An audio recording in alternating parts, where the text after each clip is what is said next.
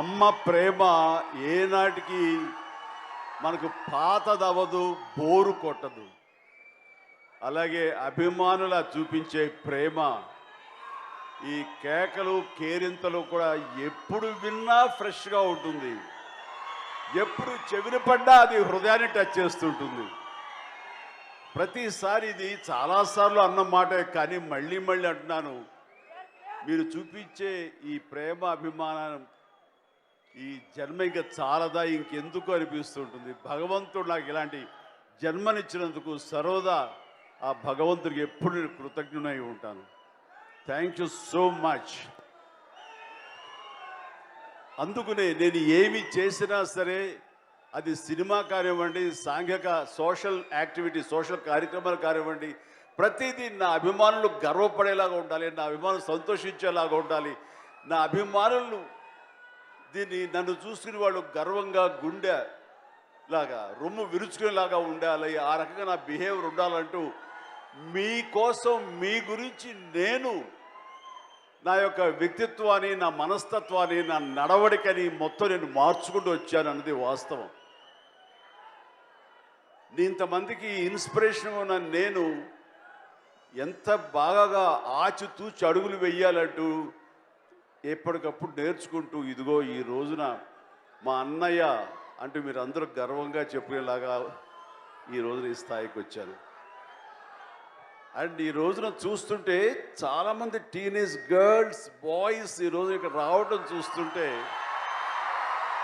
ఎలాగో మన ఫ్యాన్స్ మనకు ఉన్నారు, ఎప్పటి నుంచో నాతో పాటు 3-4 దశాబ్దాలుగా నాతో ప్రయాణిస్తున్న అభిమానులు ఉన్నారు. కానీ కొత్త జనరేషన్, ఆ ఆడబిడ్డలు,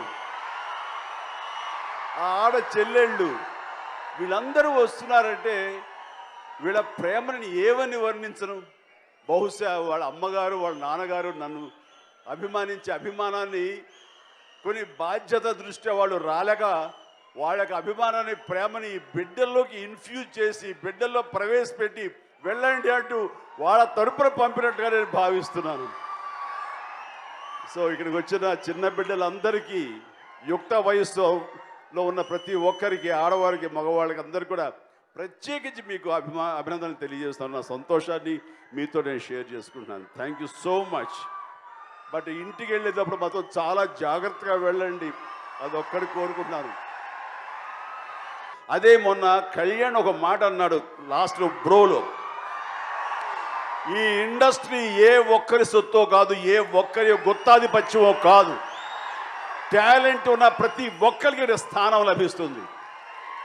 అందుకని మా ఇంట్లో మా హీరోస్ ఉన్నా సరే మేము వాళ్ళను పుష్ చేయడానికి, ప్రమోషన్ చేయడానికి మేమేమి ప్రయత్నాలు చెయ్యం. మీ ప్రయత్నం మీరు చెయ్యండి. మిమ్మల్ని నమ్ముకుని ఎవరైనా కథలు కానీ, కథకులు కానీ, డైరెక్టర్లు కానీ, ప్రొడ్యూసర్ కానీ వస్తే కనుక మీ పరీక్షించుకోవడానికి చెప్పాము. అదే కళ్యాణ్ పునరుద్ఘాటించాడు. ఈరోజు నేను అదే చెప్తున్నాను. ఎవ్వరూ కాదు, ఇంకా బయట యంగ్స్టర్స్ ఎవరైనా ఉన్నారు, చిన్న యంగ్ టాలెంట్ వస్తుందంటే వాళ్ళకి మన ఇమేజ్ని వాళ్ళకి సపోర్ట్గా నిలబెట్టి ప్రేక్షకులకు దృష్టికి తీసుకెళ్ళడానికి మన వంతు ప్రయత్నం మనం చేద్దామని. కానీ ప్రేక్షకులు నాకు ప్రథమం. అందుకనే ఏ సినిమా చేసినా, ఏ సీన్ చేసినా, ఏ యాక్ట్ చేసినా, ఏ సాంగ్ చేసినా, ఏ ఫైట్ చేసినా ప్రేక్షకులు ఎలా రియాక్ట్ అవుతారు అన్న దాని మీద నాకు ఉంటుంది. ఇది ఎన్నోసార్లు చెప్పాను. బంజీ జంపు 200 అడుగులు దూకితే కూడా ఎవరంటే ప్రేక్షకులు క్లాప్స్ కొట్టింది నాకు ఊహకు వచ్చింది, దూకింది ఎప్పుడు చెప్తుంటాను. అలాగా నన్ను ఆదరించింది, నాకు చేయూత ఇచ్చింది, నాకు ఈ స్థానాన్ని కల్పించింది ప్రేక్షకులు. ఆ తర్వాత ఫిల్మ్ ఇండస్ట్రీ, ఆ తర్వాత. అందుకనే నాకు ఎవరు ముందిచ్చినా, ఎవరు వెనకిచ్చినా సరే సర్వత్రా నాకు ఆ కృతజ్ఞత ఉంటుంది. ఈ రోజున ఈ స్థానం ఇట్లాగే కొనసాగుతుందంటే అదంతా కూడా వాడిచ్చింది.